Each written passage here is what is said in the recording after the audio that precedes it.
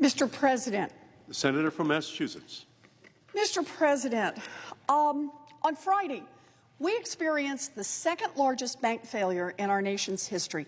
And make no mistake, this failure was the direct result of leaders in Washington weakening financial rules.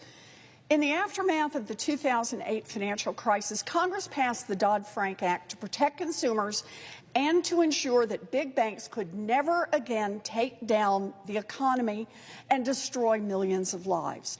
Since then, Wall Street executives who hated the whole idea of the bill spent millions to keep it from becoming law, and after it passed, spent millions more to try to weaken it.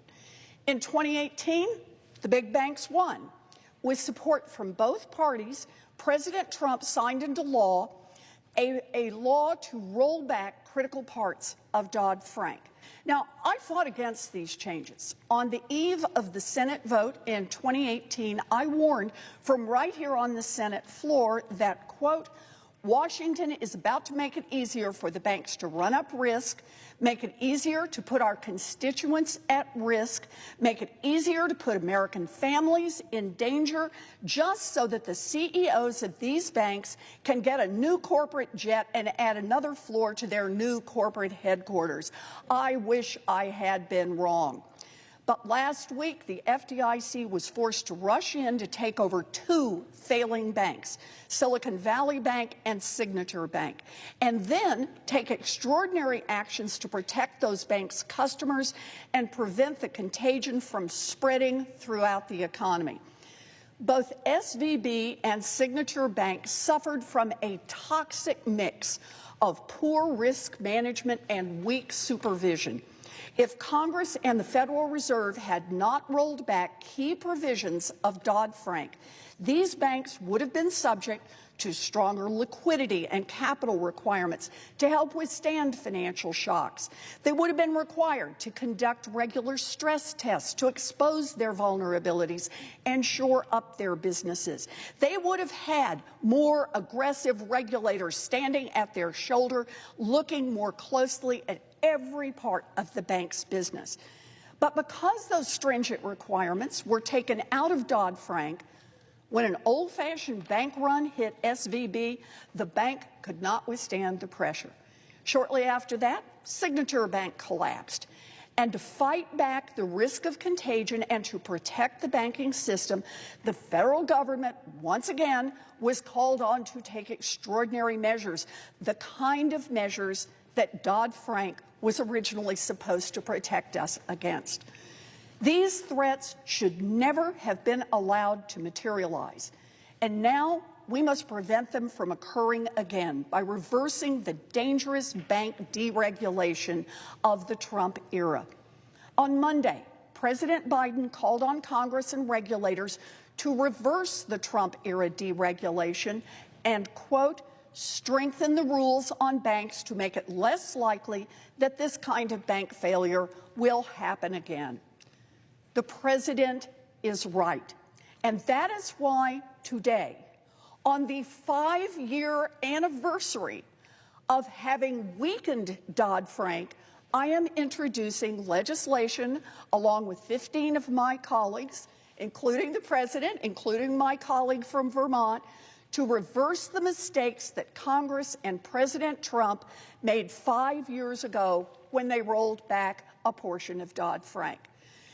This is what my legislation does. First, it repeals Section 401 of the Economic Growth, Regulatory Relief, and Consumer Protection Act.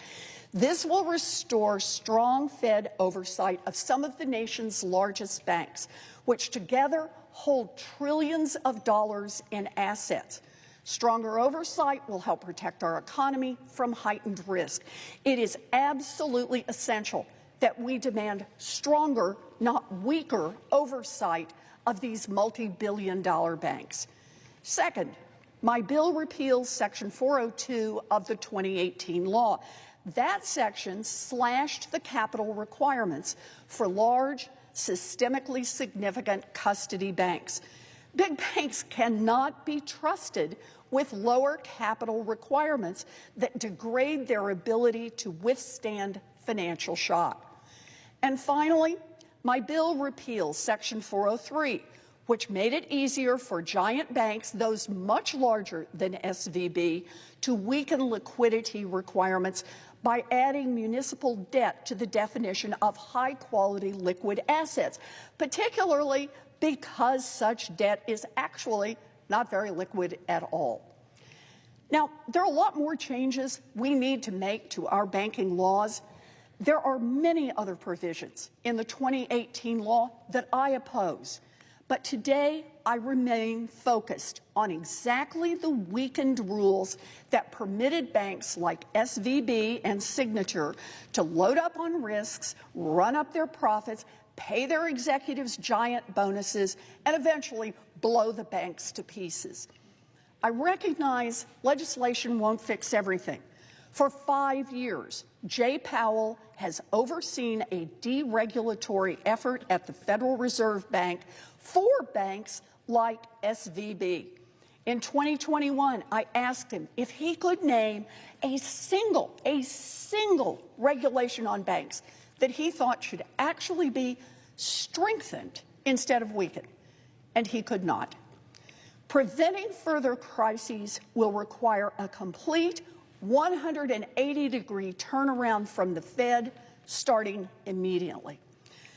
This bill will address the immediate issue in front of us, an explosion of risk in large financial institutions like SVB that have been inadequately supervised and regulated for the last 4 years. And it will show Americans across the country, in the wake of this disaster, Congress is capable of acting quickly and decisively to make sure that a serious problem doesn't get worse, a lot worse. The bank failures our nation experienced this weekend were entirely avoidable if Congress and the Fed had done their jobs and kept strong oversight of big banks in place. And now we must act quickly to prevent the next crisis by repealing the dangerous Trump-era provisions that made banks weaker. Thank you, Mr. President. I yield back. C-SPAN's Washington Journal. Every day we take your calls live on the air on the news of the day, and we discuss policy issues.